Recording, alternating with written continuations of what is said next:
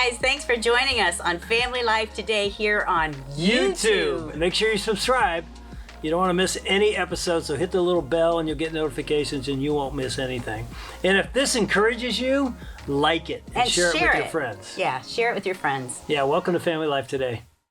So I had a revelation about how you and I handle money differently. That I do it so well. Yeah, that wasn't quite the revelation.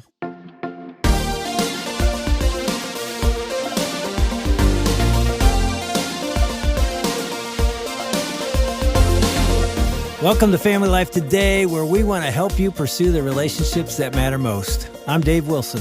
And I'm Ann Wilson. And you can find us at FamilyLifeToday.com or on the Family Life app. This is Family Life Today.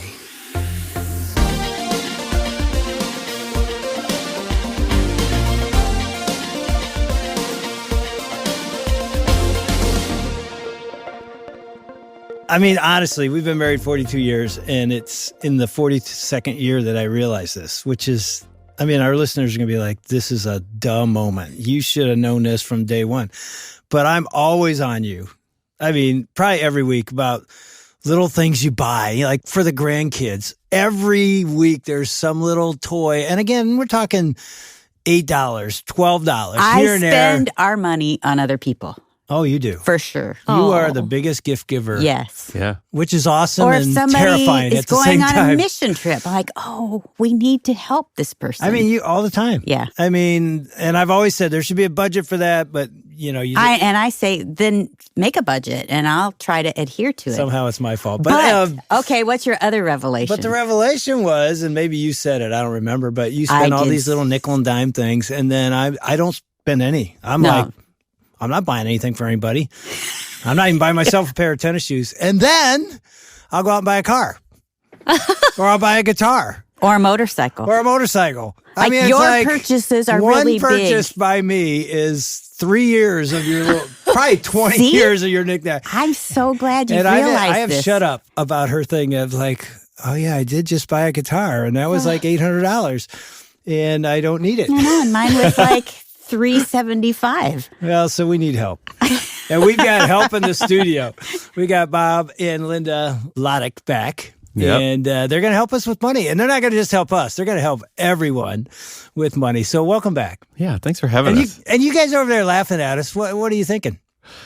I'm thinking your situation is very common. Is it? I think so. It is? Yeah, and also that we do the same thing. Yep, I definitely make smaller purchases and a lot of them. And he is like, makes a giant one. Oh, that sounded really giant. big, She said Bob. giant, Bob. I mean, she kind of had that hand motion going. So I have bought some motorcycles. He said some motorcycles. plural. He said well, plural. no, I guess technically one motorcycle. I want one. What kind is it? So I don't have it anymore. It was a Suzuki Intruder, just a cruiser. Well, it's a little cheaper than a Harley. So way to go. Oh, yeah. Way cheaper than a Harley. It's like the Harley knockoff, yeah.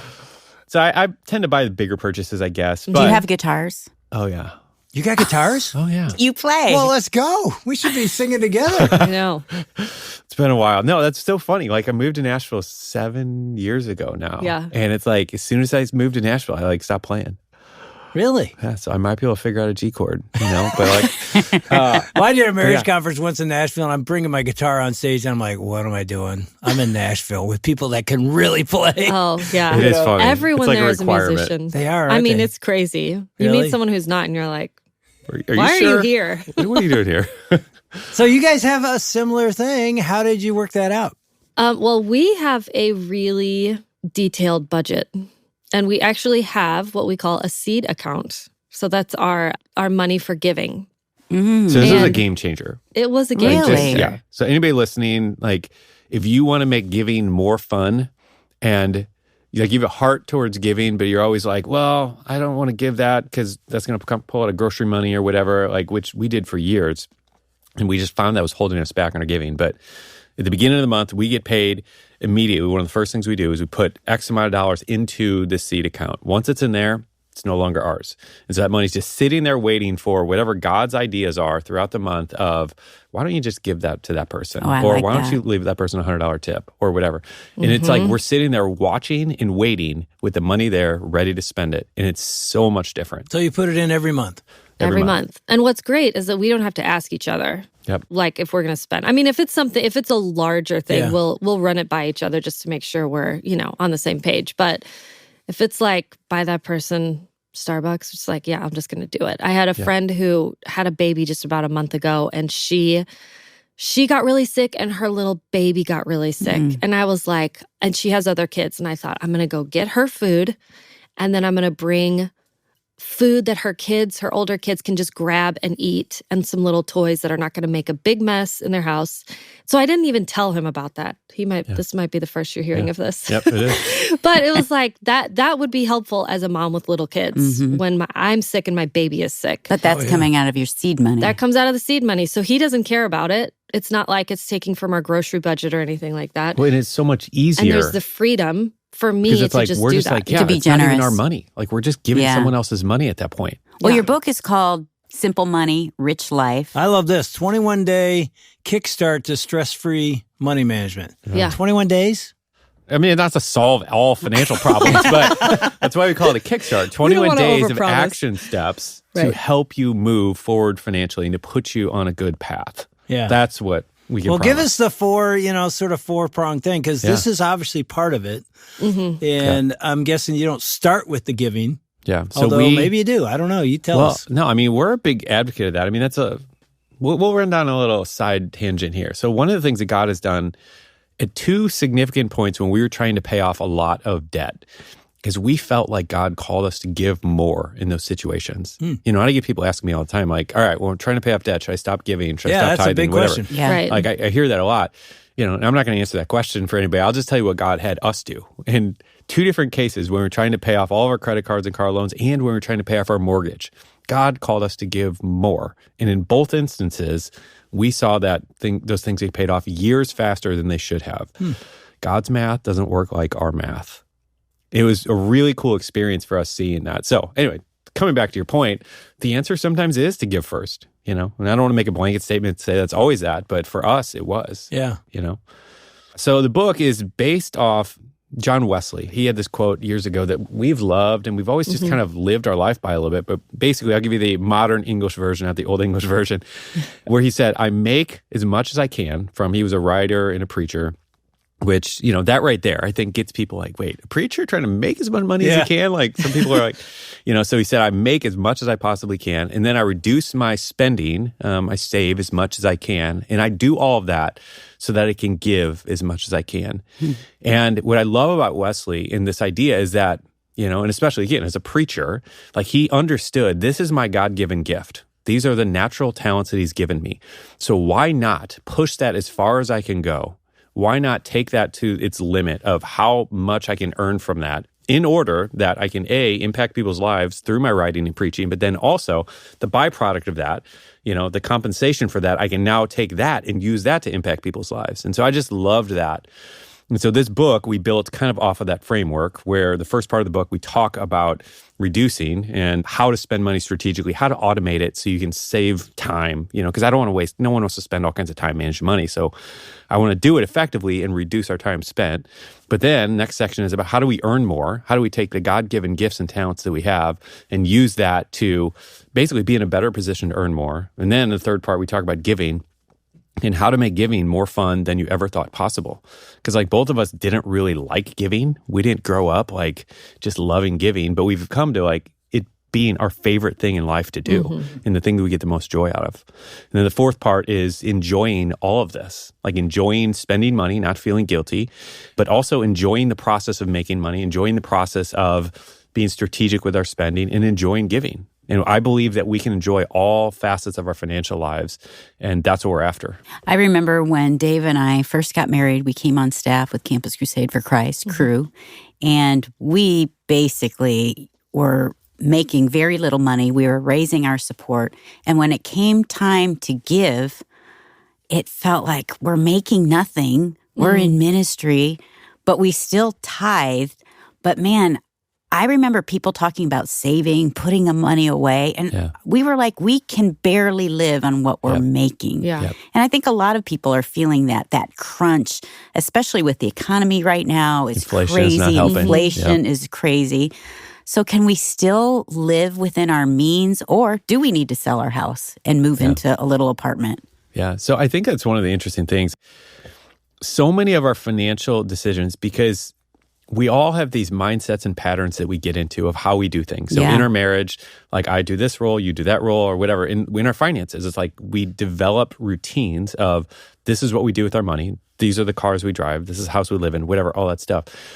And I think it's really powerful when you begin questioning all those assumptions that we've built up about all these things. And just asking the question, all right, what does it look like if we only have one car instead of two cars? All right, what does it look like if we moved out, because, and we've been asking this question, so like right now we're in Franklin, Tennessee. We all know real estate has been crazy. And we're looking at on Zillow what it says our house is worth. I'm like, man, like we could sell, so. We've had that conversation. Yeah, we have. So I think just looking at, just asking questions about that. It's like, all right, what does it look like if I did go pick up a job, delivering meals or something for 4 hours a week, or like any number of different things, but just continue to ask questions of, yes, my life would change if I made this change, but would it be worth it?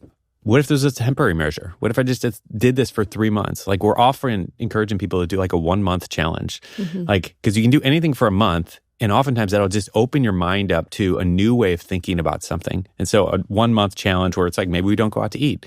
And just what is that like? Okay, so the 1 month challenge could be something like that. Oh, yeah. This month, we're not going to go out to eat. Yeah, just experiment with that. Because if you're someone who our regular routine is we go out to eat 4 nights a week, like that's just what we do. It's like, all right, what if you changed that for 1 month? Like, what does that look like? And there might be all kinds of wonderful byproducts and benefits to that of you're eating together as a family around the table and your time with your kids is better, or you're saving money, or eating maybe it's healthier. Like, so there's oftentimes positive byproducts of these decisions that we can make, but it always requires us to kind of think outside the box and really to be open to some level of change, Now, have you found that people are open, like when they read your book or maybe you sit down with them, or are they more resistant? Because every time, and we mentioned this before, but it seems like everybody has the same perspective, which is the only way to get out of my financial situation is I need more money. Yeah. That's the only answer. Yeah. And so I need more jobs, or I'm not going to be able to do it, so we're just stuck. Right. And you're saying that's not what you guys did. So, okay. You didn't go make a ton more money and you got out of debt. No. So this is what's so funny. Okay, we have talked to so many people. Every single time I talk to someone, and they will tell me the same thing. I've cut everything. There's absolutely no money to save. There's nothing there. And I'm like, okay, you might be right. But the fact is, like, statistically speaking, you're probably 95% likely that you're wrong. Okay, so I bet they love hearing you say that. No, I don't say that to people, but that's what I'm thinking. Like because that, I hear this all the time, over and over and over and over again. I don't have enough money to put away, and or there's save. nothing, and there's nothing. Nowhere. There's no I can wiggle get this. room. Yeah. We had a couple that we were counseling who we were talking through, and they came to us because basically they're like, all right, like, what were they saying? They need to move out of their house? I think they were going to move out of their house. Because they couldn't afford rent. She was like pregnant, about to have a baby. It was like, this is not the time to be moving houses, right? They were in really bad financial situation. And so Bob said, okay, well, I want you to do this exercise. I want you to track what you're spending and what you're spending it on. So there's, what is it? Personal capital? Yeah. The first question we asked them was, all right, well, how much do you think you're spending on eating out? Okay. Yeah. And so they said, $200. We're pretty consistently spending $200. And I said, yeah, do this. Okay. And this is something we're always recommending. This is fantastic advice if you are not doing this. Step number 1, Start tracking your spending. Start paying attention to where it's going. Yes, you can write it down on a piece of paper, just like a food journal, whatever, that type of thing. But simply by doing that, you will spend less money. Okay, we're going to do this. Guarantee Let's do this next month. Guarantee Finally, she says no, you're yes. the one that doesn't want to put it on the plan. Let me go. I'm the one. Okay, so we're going to do a journal. You can write it down. You can do that if you're old school. Put it in our phone. You can use an app like Personal Capital or Mint.com. You can go in there, plug in your bank account information or your credit card, like if you're comfortable doing that. Mint.com or what's the other one? Mint.com or Personal Capital. Both of them will do this. Okay. you can go on there and they will spit back out exactly where you've spent your money for the last 3 months. And so you can find out if you actually are spending $200 eating out or the $500 a month on grocery that you think you are, because people are almost always wrong. And so if this you're not couple, tracking it, have they underestimated or overestimated what they're spending? Almost everybody underestimates what they spend. Yeah. So this couple said $200 a month. They went and checked and they were spending $800 a month eating out. So it was like, just like that, they found $600 a month. A month. And so, like, you don't have to move. Yeah. Or, you just need to cook a few meals at home. It's it's such a simple problem. What I like to think about this is, okay, you're spending $800. You can continue spending $800. This is your choice if you want to move. Yeah. It doesn't matter to me what you do. Right. Yeah. That's your choice. Yeah, because we However all spend you want to money spend it. according to our values and what's important to us. But it's good to know that. Oh, yeah. To know that I'm choosing to eat out $800 a month and move out of my house. Yeah. Right. Or So we can eat out. Yeah. Like it's so that's why it's so important to track, to know what's going on, because you can't identify the problems if you don't know that they're there. Okay, so that's our number one step. Start tracking. Okay, you ready for this, Dave? We're I'm going to ready. do it. Okay. I've already done it. No, you haven't. I track everything. Anyway, No, you don't. keep going. Yeah, what's our next step? Like, okay, we're starting to see where it's going. So yeah, this is good information for us. The people who aren't paying You attention see to how what's she's going looking on. at me? For No, us. I Yeah. know, but this is you and me. Yes. Because I remember Bob came to me one time and said, do you know you're spending, what was it? I think it was $200 or $300 a month. $200 or $300 a month on Starbucks. Okay, this was the one that I was trying to hide from him. Is this when you cried? No, this I'm is guessing after. a lot of So I'm people proud spend of that myself. on Starbucks. I didn't do I'm this sure. in a passing judgment way. This He is very really much didn't. Oh, He just what'd said- that sound like then? He just said, here's some information. It was like he just handed me this information and then he walked away. I mean, which was brilliant because now he left it to me to make the decision. Oh, that's really wise. I mean, Bob, you weren't It's mad. so wise. No. Oh, honey. don't think Did I you hear was that part? mad. But How he did it? That was Okay. good. yeah, that's why I asked him if Are he we was fighting mad. right now? I'd be but like, here's "Are why. you kidding me?" Yes, that's exactly what you would have said. Like, That doesn't "Wow, work this well. is I've learned that insane. doesn't work well. Yeah, Do that you doesn't know motivate where this anybody. money's going? Okay, But now, here's why he could do that is because we have our budget set up in a way that we each have our own personal spending money, which is another marriage game changer to where you don't have to ask him permission to do the stuff that does you he want have to do. to tell me how and much he doesn't it's have to gonna ask be? your permission. He can save up his money as long as he wants and then go buy his whatever, guitar, motorcycle. Third Telecaster. You gotta have 3 of those. You don't care because I don't care. because that's not affecting you and what you spend. Well, my problem and is I vice usually versa. don't care anyway. Like, oh, go get your, I don't care, because I know I'm spending money. So I'm Right. almost feeling better that he's doing it. That's hilarious. But this is better this way. Right, because then now you're not feeling guilty for any of the money you're spending. Yeah.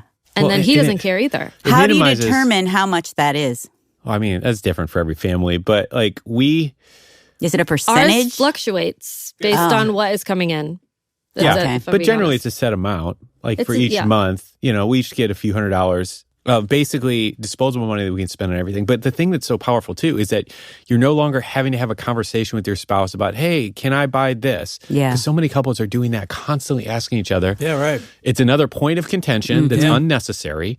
well, and it makes someone in my shoes feel like I have to ask permission. It makes all me the feel like a time. child. I'm Yeah. going to ask my dad And if it's I not can supposed to spend be like something. that. Yeah.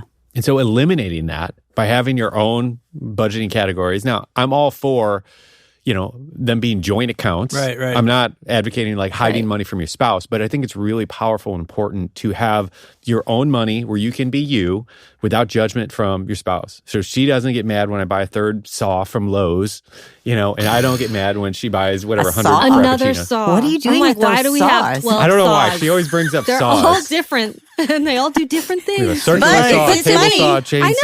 know. Yeah.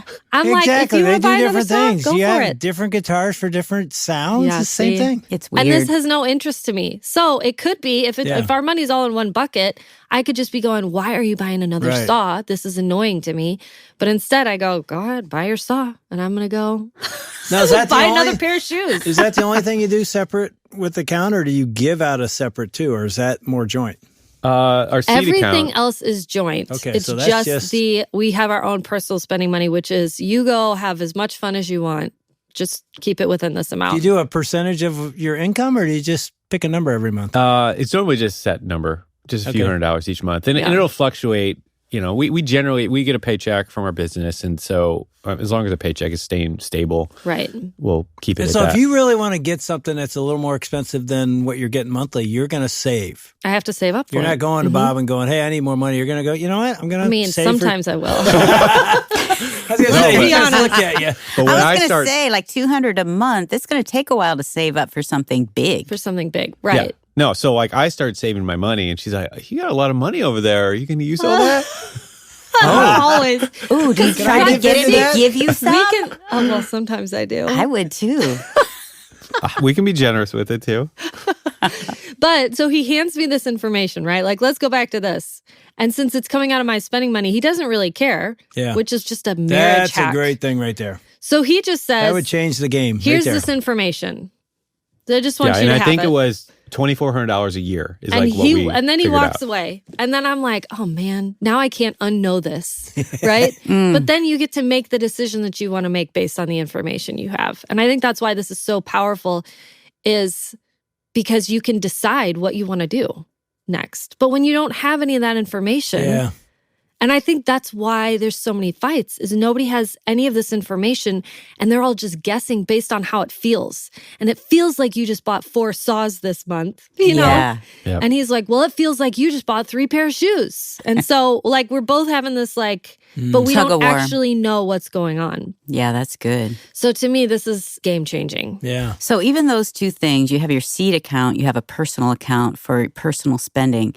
If my money goes toward like giving things to people, buying things to people, does that come out of my personal or my seed? I mean, we'd pull it out of seed. Yeah. But at the same time, I mean, this is one of those things where God's just constantly working on our hearts. You've had moments where you felt like God wanted you to give out of Take your it. spending, just Right. as, you know. Just as a practice to be like, whose money really is this? Yeah, that's good. You know, where I remember getting $100 from my mom for my birthday one year. And I had spent that $100 25 ways in my head. Because I'm that kind of girl. But I drove through the Chick-fil-A in Franklin, Tennessee. Okay, Franklin is a nice part of town. Okay, It's so I drive through beautiful. this Chick-fil-A and there was a man standing there with a sign saying, I've lost my job. I have kids to support. And I remember pulling through and I had that crisp $100 bill sitting in my wallet. And God was like, that's for him. And I was like, oh, but actually that's for me. That came from my mom. But I thought. Came from my parents. It's for my birthday. And he was like, no. And I was like, okay. And so it came from my spending money. And it was really good because for me, it just reminded me, where's my trust? Where is, where your treasure is, there your heart will be also. And so I was like, my treasure is more in helping someone else than just getting that necklace I mean, do wanted you feel or, like whatever. You ever drive by that person and not feel a nudge to give? Because every time I see one, Right. I think I should be given whatever's in my wallet. I didn't know you feel I that. often feel that, and I feel really bad when I don't. It's like, See, you need a seed account. well, I mean, because I'm thinking I'm just going to give cash rather than what we give, because we have a giving percentage that we, give, but I've never seen it like that. Yeah. Seed account. So maybe that's the way to think of it. That's the way to 'Cause think I of don't it. think you would ever drive by somebody without stopping. No, I totally do. Yeah. Yeah, I kind of wait for that nudge of God putting that on my heart to give. I mean, so yeah, I do. Okay. I didn't know. See, we have no Dave and I are knowledge. doing therapy right now. Here we are, right here. We're that couple. Yeah. But see, that makes it easy. If you have this money that's designated to give, it makes it like, oh yeah, let's just, Yeah. here we go. How much, Lord? Then it's just how much. Well, and sometimes I will keep cash with me in order to give it to people. Yeah. And another thing that I've done is I'll buy gift cards for food Yeah. that I can give away to Yep. people if I see somebody on the road That's or a great who needs idea. it. Yeah. And I think it's really good too if you have kids that they see the generosity of your heart. Yep. Yeah, and I'm just thinking as we wrap today, if there's a family that's going to start writing down what's going on financially, that's a big step, right? Yeah. Yeah. No, it's That's huge. And what do big, you big do deal. if your spouse won't do it with you? it makes it fun, right? Well, I mean, you don't have to I mean, I don't want to say you don't need their permission, but I don't think that they would necessarily have a problem with you just looking at what's going on, right? It's like, well, that's just information. Yeah, I mean, there's so many different variables, different marital tension. I know, present, you guys are the experts here. But, I think like anything else, I mean, if I were married to Linda and she weren't walking with the Lord, like I would still do my best to walk with the Lord, even though it's great when we're walking arm in arm. And I think the same thing financially. It's like you make the most of what you can. I think, too, to not put the emotion with it, because my first instinct would be defensiveness, because I would think, oh, Dave's doing this, so I spend less money, and he's, I get defensive. Yeah. Even with his tone, like, hey, we need to start clamping down. And I feel like he's saying, this is all your fault. Yeah. You know what I mean? Yeah. And Absolutely. so to have that discussion, like, I think what I'd like to do is talk about money. I want to be able to not feel this bondage for both of us. And I don't want the tension in our the relationship. conversation would have to require a lot of humility. Yeah. Yep. Because even what you were saying, I'm like, okay, if I was the one tracking it and Ann didn't want to, the only way to come to her with that now knowledge is to go, hey, we have goals, right? I think we both would love to save money. We'd love to someday feel freedom from money. I've done a little homework. Can we just talk? Here's where we're and I'd say, is this all on me? Are you doing this because you're mad at me? Right. I would ask those questions. Well, the humility would have to be, I'm not coming in like you guys started yesterday saying, we're not going to come in here and yell at you about money. We're just saying we're living doesn't work. this life. Yeah. It doesn't work. Right. Yeah. Well, and what's frustrating you that we can fix? Let's figure out how to fix this, because if you're frustrated because you think you always have to ask permission, then he needs to know that so that you can fix that problem, right? Like, it's not just a one-sided thing. This is definitely about how can we make this better for both of us. And once you have the knowledge, she's also going to be able to go, well, look at this. You spent $1,000 right on one thing, and I've spent. I don't think I'd even say that. No, I mean, but you would have the knowledge to No, go. but some It'd be on the people would. paper. Yeah, You would need I to. would. Yeah. If I'm being honest. I mean, if one spouse is saying, hey, this is all you, and then you have knowledge to go, well, it is me, but it's both of us. Right. That's really helpful. And what you're saying, too, is this can make your marriage better.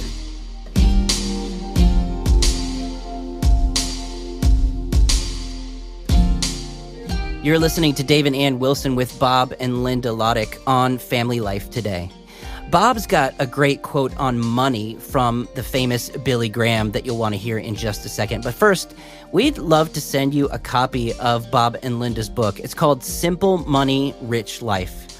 It'll be our thank you to you when you partner financially today with us. You can give online at FamilyLifeToday.com, or you can give us a call at 800-358-6329. That's 800, F as in family, L as in life, and then the word today. Okay, now here's Bob Lotich with a profound word from Billy Graham.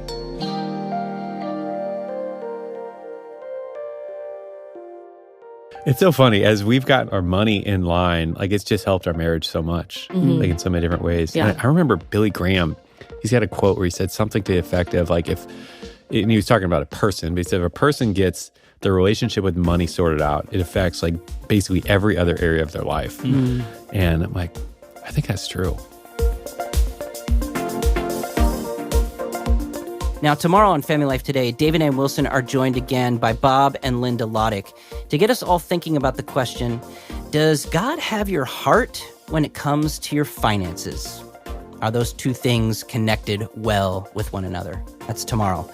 On behalf of Dave and Ann Wilson, I'm Shelby Abbott. We'll see you back next time for another edition of Family Life Today.